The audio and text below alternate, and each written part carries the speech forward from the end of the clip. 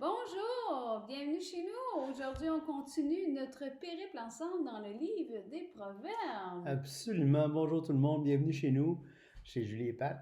Alors aujourd'hui, on poursuit dans notre lancée sur les proverbes et on n'est pas rendu très très loin. On est rendu au verset 4, 5? On est rendu au verset 5. 5. On est rendu assez loin. Quand même. C'est pas une course, hein? Ça c'est vrai, c'est un marathon. Hein? C'est un marathon. L'objectif, c'est d'apprendre. On se rend Ouais. où est-ce qu'on se rend, verset par verset. Puis aujourd'hui, je trouve que c'est un beau verset parce qu'un beau passage sur lequel commencer. Parce que c'est confie-toi en l'Éternel de tout ton cœur et ne t'appuie pas sur ta sagesse. Et ça, c'est vraiment un thème qui revient régulièrement dans le livre des Proverbes. Appuie-toi pas sur ta sagesse. Parce que, en l'absence d'un point de repère objectif, en l'absence de points cardinaux clairs, on nage dans les ténèbres, on ne sait pas où s'en aller. Et si on ne s'appuie pas sur la sagesse de Dieu et qu'on s'appuie sur notre sagesse à nous, on n'a aucun point de repère. Vous savez, c'est un petit peu comme l'arbre de la connaissance du bien et du mal dans la Genèse. Hein? Où est-ce que l'homme, par le fruit défendu, est devenu son propre point de référence. C'est lui qui dit, bon, ben, c'est-tu bon, c'est-tu mal, c'est-tu sage, c'est-tu pas sage. Là, ici, justement, c'est l'antidote. Et c'est intéressant parce que si on lit un peu plus loin, là, confie-toi en l'Éternel de tout ton cœur et ne t'appuie pas sur ta sagesse. Reconnais-le dans toutes tes voies, il aplanira tes sentiers. Ne sois point sage à tes propres yeux, crains l'Éternel et détourne-toi du mal. Ce sera la santé pour tes muscles et un rafraîchissement pour tes os. Un passage qui est souvent mis en parallèle avec ce proverbe-là, c'est bien entendu le psaume 37, dont la thématique principale, c'est la confiance en l'Éternel. Et on va juste le lire, ça dit « Confie-toi en l'Éternel », donc on voit le parallèle déjà, ça commence avec la même phrase. Et pratique le bien. Détourne-toi du mal, ce qu'on vient de lire dans le proverbe au verset 7b, tandis qu'ici est marqué pratique le bien. Et le pays pour demeure et la fidélité pour pâture. Ensuite est écrit fais de l'Éternel tes délices et il te donnera ce que ton cœur désire. C'est intéressant parce qu'ici, c'est pas seulement confie-toi en lui, là. Savoure-le. Fais de ta connaissance, de ta croissance spirituelle, de ta connaissance de ton Dieu, tes délices. Imaginez-vous, là, il fait 28 degrés, 30. Vous passez en face d'une crèmerie. Donc, vous commandez un banana split.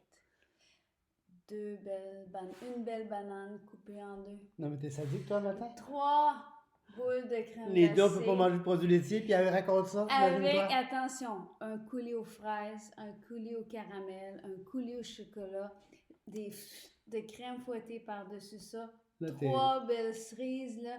Là, tu dépasses, c'est plus seulement sadique, là. Tu dépasses de loin le sadisme. Si j'avais voulu être vraiment sadique, j'aurais parlé d'aller à la crèmerie Quaticook, de prendre un cornet de crème glacée à la tire d'érable et pépites d'érable.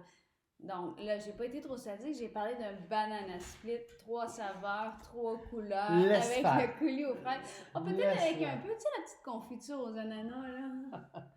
Donc, vous voyez, là... Heureusement, je peux enregistrer parce que les paroles sortiraient. Non, mais ce que je veux dire, c'est ce genre de délices-là. Fais de l'Éternel tes délices. Il te donnera ce que ton cœur désire. Recommande ton sort à l'Éternel. C'est intéressant parce que si on fait de l'Éternel nos délices, de plus en plus, ce qu'on désire va s'accorder avec ce qui plaît à son cœur. Vraiment. Parce que quand tu te plais à quelqu'un, ou quand tu aimes vraiment quelqu'un, tu apprends à l'aimer, tu veux faire des choses pour lui faire plaisir. Et ce qui réjouit ton cœur, c'est quand tu réussis à lui faire plaisir. Ouais, j'aime pas beaucoup Augustin, mais il a dit une chose qui est pas folle, puis que j'aime bien, une des rares que j'aime d'Augustin, c'est, il a dit, aime Dieu, puis fais ce que tu veux. Parce que si tu aimes Dieu, ben, tu vas faire les choses pour lui plaire. Alors, ça, je pense que c'est là. Hein? fais de l'Éternel tes délices, aime-le, puis tu vas t'organiser pour marcher selon sa parole, puis pour pas t'appuyer sur ta propre sagesse, mais tu vas essayer de te confier en l'Éternel, parce que c'est lui seul qui est capable de prendre soin de toi, puis de prendre soin de nous. Et c'est intéressant, ça continue dans le verset encore de Psaume 37, dans le chapitre, pardon. Il fera paraître ta justice comme la lumière et ton droit comme le soleil à son midi. Garde le silence devant l'Éternel et espère en lui. Ne t'irrite pas contre celui qui réussit dans ses voies, contre l'homme qui vient à bout de ses mauvais desseins.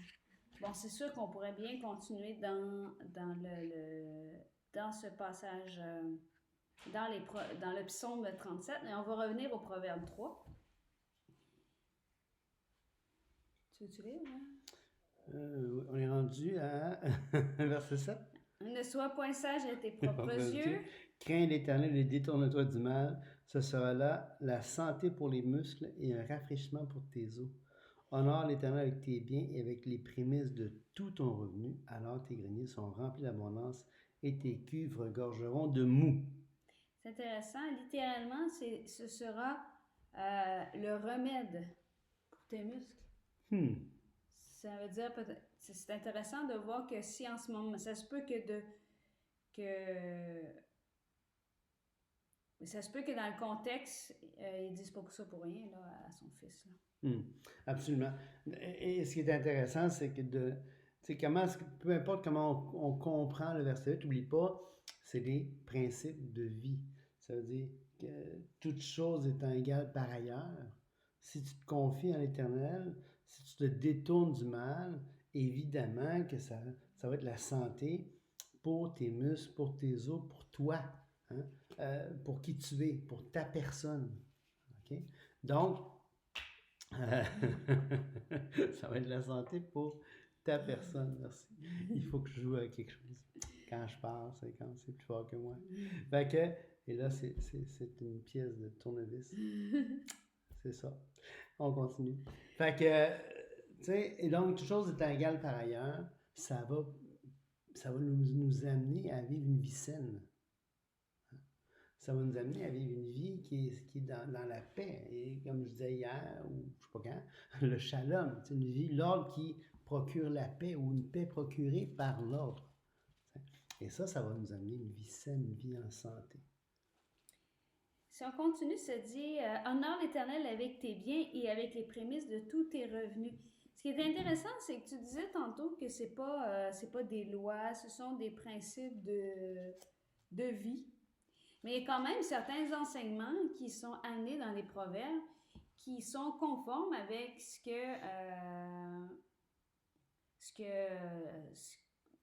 que Dieu demandait dans la loi. Absolument. C'est sûr que dans le contexte, c'est clair qu'en tant qu'Israélite, en tant que personne sous la loi, dans le livre des Proverbes, le Père puis le Fils devaient vivre selon la parole. Et d'autant si c'est Salomon, parce que c'est Proverbe de Salomon, Salomon qui est un roi, les rois en Israël devaient recopier la loi, devaient se faire une copie propre de toute la loi pour s'assurer de la maîtriser. Fait que c'est clair et en plus son fils, c'est un fils de roi. Donc, il était appelé à avoir ce genre de standard-là sur sa vie. Donc, c'est clair qu'il devait obéir à la loi et marcher dans les préceptes de la loi. Okay? Puis, effectivement, au-delà de ça, bien évidemment, il y avait les principes de vie. C'est pas pour rien que Dieu a demandé ça. Il aurait pu le demander pour rien, c'est pas la question. Mais on voit dans les proverbes, on voit ailleurs que celui qui met en pratique ces choses-là en tire un bénéfice personnel. Oui, on le voit pourquoi, dans le fond, si on voudrait expliquer pourquoi il dit honore l'Éternel avec les prémices de tous tes revenus, alors tes greniers seront remplis d'abondance et les cuves regorgeront de mou. Encore une fois, les petits versets qui sont donnés en référence peuvent nous aider à mieux comprendre ce passage-là. Donc, dans Exode 22, ça dit 22-19, tu ne différeras point de m'offrir les prémices de ta moisson et de ta vendange. Tu me donneras le premier-né de tes fils, le premier-né de ta vache, de ta brebis. Vous serez pour moi des hommes saints. Donc, ça faisait partie des ordonnances qui avaient été données, des lois civiles, des prescriptions diverses. Et ce qui est intéressant, c'est que cette thématique-là est reprise dans un des petits prophètes, dans Malachie.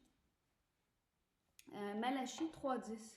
Et ça dit « Apportez à la maison du trésor toutes les dîmes, afin qu'il y ait de la nourriture dans ma maison.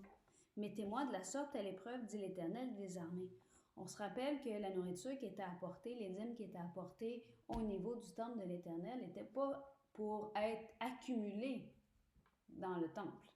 Ça servait à...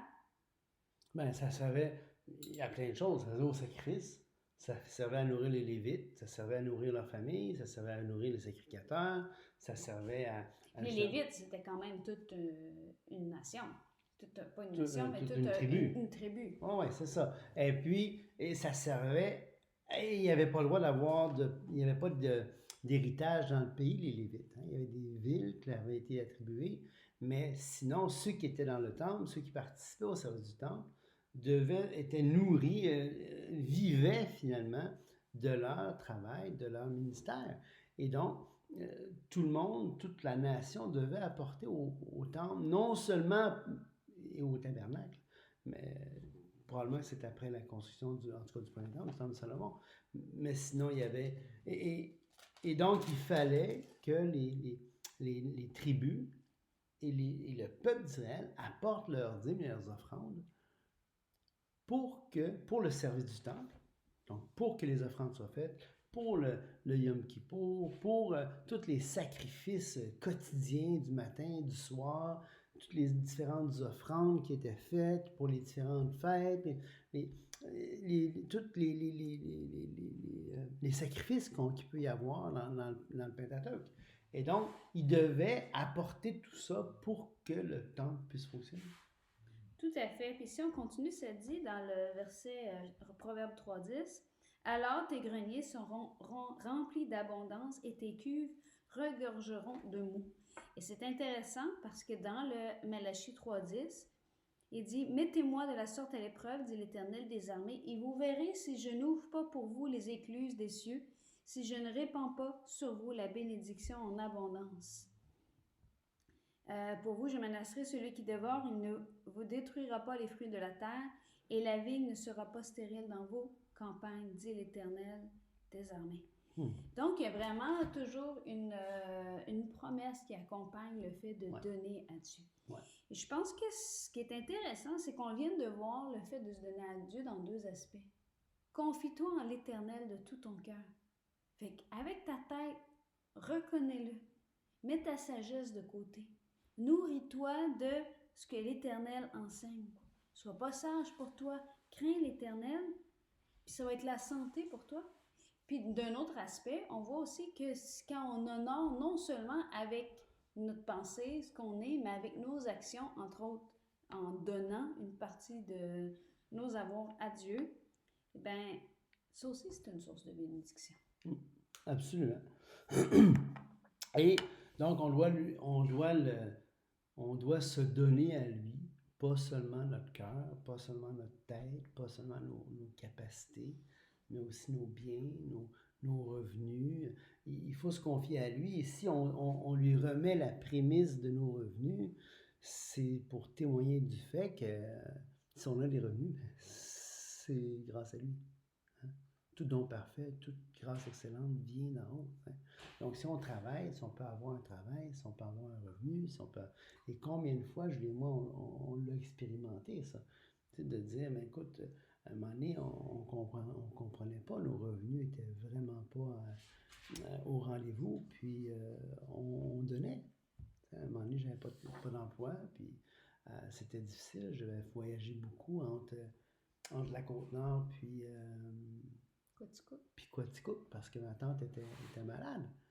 Et puis, je voulais prendre soin d'elle. Alors, je passais 2-3 semaines auprès de ma tante. Je revenais à Natashquan. Je faisais ça. J'ai peut-être fait le voyage une vingtaine de fois dans l'année parce que je travaillais pas. Puis, je voulais m'occuper de ma tante. Et puis, on ne sait pas comment on a réussi sur un salaire avec tout le voyagement que j'ai fait, tout ce qu'on a fait. Puis, Dieu a été fidèle, tu sais. Fait que Dieu nous a jamais laissé pour compte. Moi, je ne m'a jamais laissé pour compte, en tout cas. Tu sais, puis je lui non plus.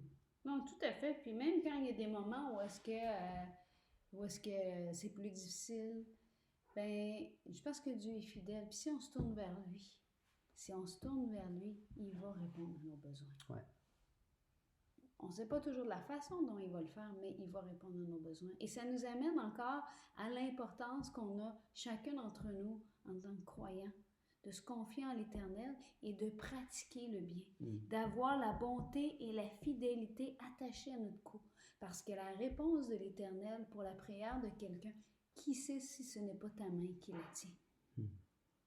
Donc, sur ce, on vous souhaite une très belle journée et on continue. Demain, on va être rendu avec le verset 11 du Proverbe 3. Donc, si ça continue comme ça, d'ici la fin de la semaine, on devrait avoir fini le chapitre 3. Donc, on vous souhaite une excellente journée. Bonne journée.